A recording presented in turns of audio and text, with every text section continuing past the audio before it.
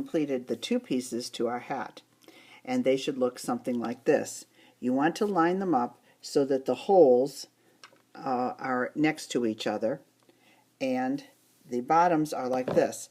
I have one end of mine which is quite long, that I left long, and I'm going to thread my needle.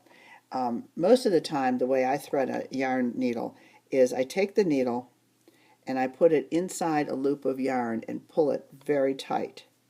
Then I come back with the open needle and I sort of saw through and then pull it through. Because trying to thread it like you would a normal yarn needle is difficult because it frays. So here, as you can see, this that I have on the needle comes from this side. I'm going to come over here to the very bottom of the other side and pick that up to try to make these two edges even.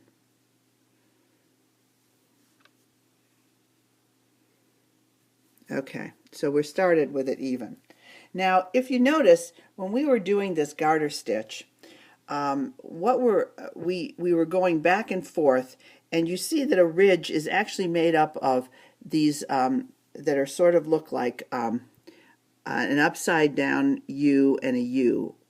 The stitches are this way and that way. So what we're going to do here is we're going to look on this side of the needle. We've come through here, so we're going back over to here, and we're going to pick up a stitch which is going up, and this stitch here looks like sort of like a smile. So we're going to pick that up like that. Then we're going to come over here to the edge of the other side, and we're going to see that there's one here that looks like a frown on the other side right there at the edge, and we're going to pick that up, and then we're going to pull the yarn through, not terribly tight. Then we're going to come back to the other side, and we're going to look for that next smile that's right here.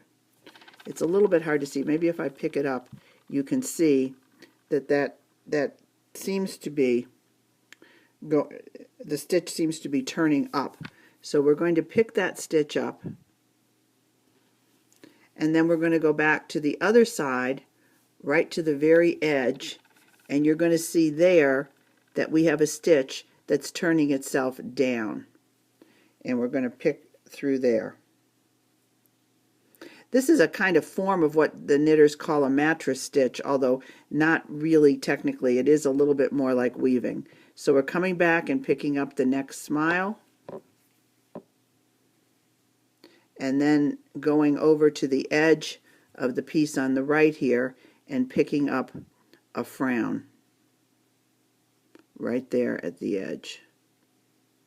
And you do several of these stitches, about an inch or so, and then you're going to gently hold the bottom here and tug on this, and what you're going to see is that your seam virtually disappears, and it looks like you just knitted straight across. And we're going to continue doing that all the way along this edge right up to the very top, going and picking up the smile on one side and the frown on the other.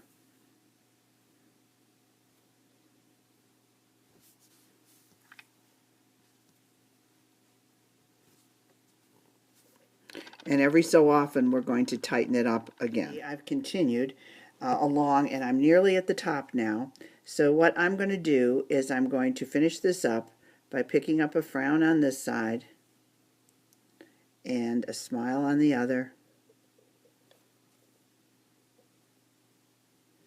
a frown on this side, and a smile on the other.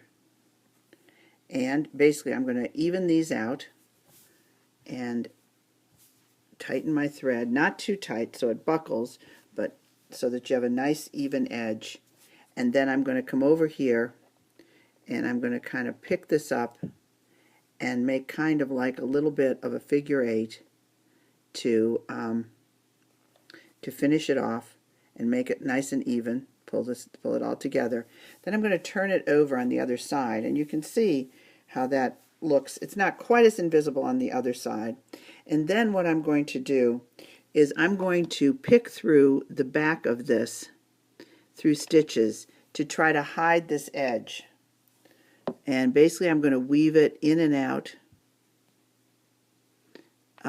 to try to catch a stitch and then bring it over so it kind of matches the other stitch. It comes in through here. And I'm going to do this maybe 3 or 4 times. And then I'm going to trim this edge off, and that should that's what's called weaving your ends in, and that should pretty well keep anything from happening. So once I've done that, kind of gotten it hidden, then I simply take the scissors and trim it off. Now that we've done this one side like that, we're going to have to do the other side. It's not going to be quite as easy to do because we can't lay it flat. We're going to have to put these two edges together. And we're going to do exactly the same thing on the other side.